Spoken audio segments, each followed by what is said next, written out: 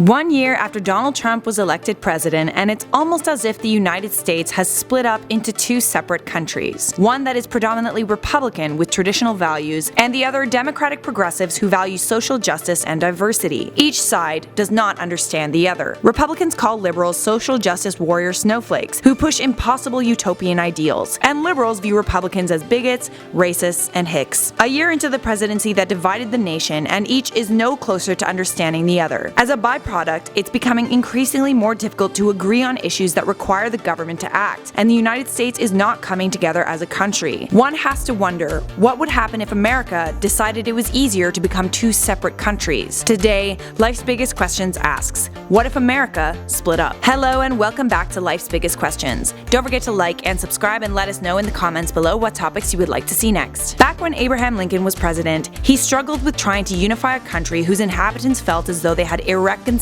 differences. Back then, if you disagreed with the government, all you had to do was move away from Washington to the west. That is no longer an option, and now the United States and its inhabitants are again approaching irreconcilable differences. Conservatives are traditionalists. They value family, hard work, religion, and traditional values. Progressives value humanism, socialism, diversity, social justice, income equality, and feminism. If the United States split up into two separate countries, each nation would have a government that suits the needs of its people. There would be pros and cons to both systems of government. The progressives would enjoy things like free, government-funded abortions, firearms would be banned, and owning a gun would be a privilege reserved for authorities. Gun-related crime would also be a lot more uncommon in this country. Progressives would pay far more taxes, but receive a basic living wage, free healthcare, and free post-secondary education. The government would regulate the economy and permit all immigrants and refugees to enter. Greenhouse gas emissions would be regulated. The environment would become a top concern in this country, and clean energy would be the norm. The conservative country, on the other hand, would enjoy a free market system. Post-secondary institutions as well as healthcare would be private. Taxes would be low. Most would enjoy a higher income. There would be no government infrastructure provided for the poor or for the sick, or if there was ever a natural disaster. Many red states are the ones that require government aid after hurricanes. Yes, the populace would have more money, but they would not be as healthy as the progressives. Refugees and immigrants would be expelled and no longer allowed in the country. Minorities would leave the red country both by choice as well as not by choice. It is to be expected that those who represent the far right would make it increasingly difficult for minorities to feel safe in this conservative country. Furthermore, the environment would not be a top concern.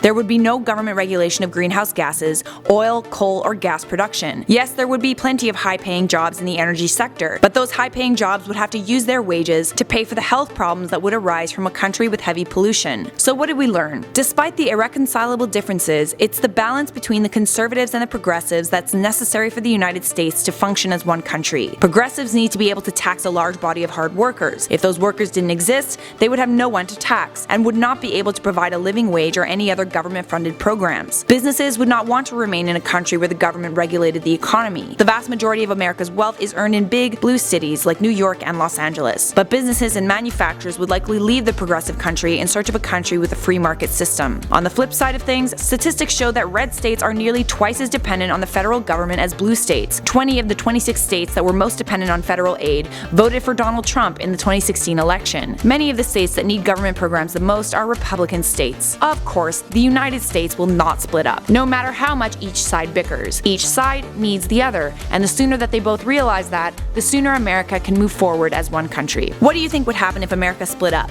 Let us know in the comments below. For now, I'm Charlotte Dobre, and you've been watching Life's Biggest Questions. Want to go on an LBQ binge? Check out our playlist, Biggest What Ifs. Clickable on the screen right now. And don't forget to turn on those notifications so you never miss a video.